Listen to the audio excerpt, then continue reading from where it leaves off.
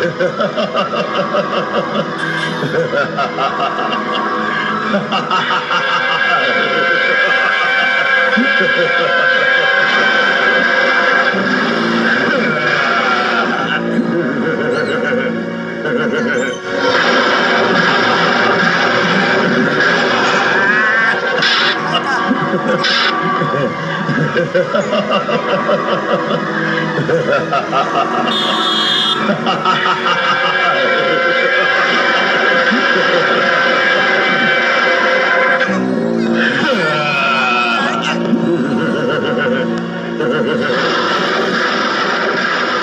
प्रचंड राक्षसाकडे सर्व असुर अनिमेष नेत्रांनी पाहायला लागले आणि त्यांना खात्री पटली की होय, हाच आपले कार्य सिद्धीस नेईल आणि देवावर आपण आपलं वर्चस्व प्रस्थापित करू शकू.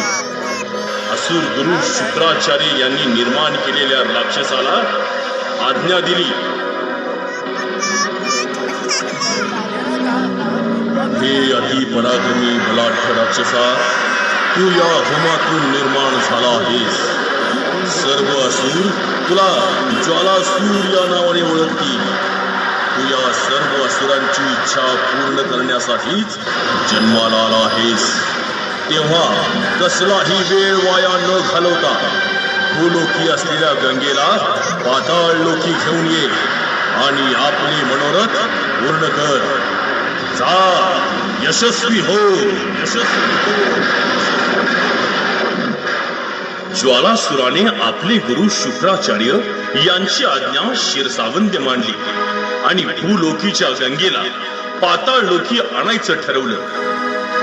असुर गुरूंची प्रतिज्ञा देवांनी ऐकताच त्यांनी थेट कैलास पर्वतावर ध्यानस्थ बसलेल्या भगवान शंकरांकडे धाव घेतली. त्यांना सर्व वृत्तांत सांगितला आणि विनंती केली, जर ज्वालासुराने आपल्या दिव्य शक्तीच्या जोरावर गंगा मातेला पाताळात नेलं तर स्वर्ग आणि भूलोकीत प्रलय होईल. तेव्हा हे देवादिदेव कैलासपती महादेवा, आपणच आम्हाला आणि या मानव जातीला या संकटातून वाचवू शकता. कृपा करा आणि या ज्वालासुराचा नायनाट करा.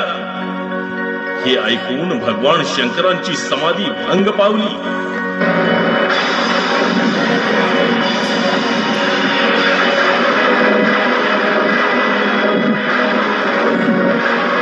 त्यांच्या तळपायाची आग मस्तकाला भिडली आणि ज्वालासुराला यज्ञकुंडातून बाहेर पडण्याच्या आतच भस्मसात केलं.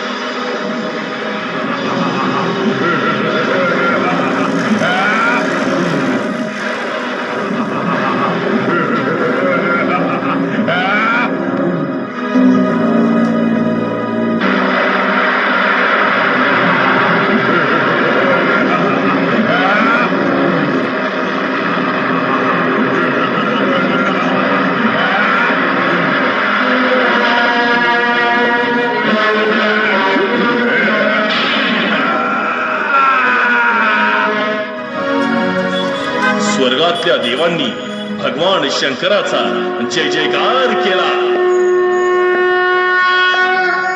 आपणा सर्वांचे मनःपूर्वक धन्यवाद.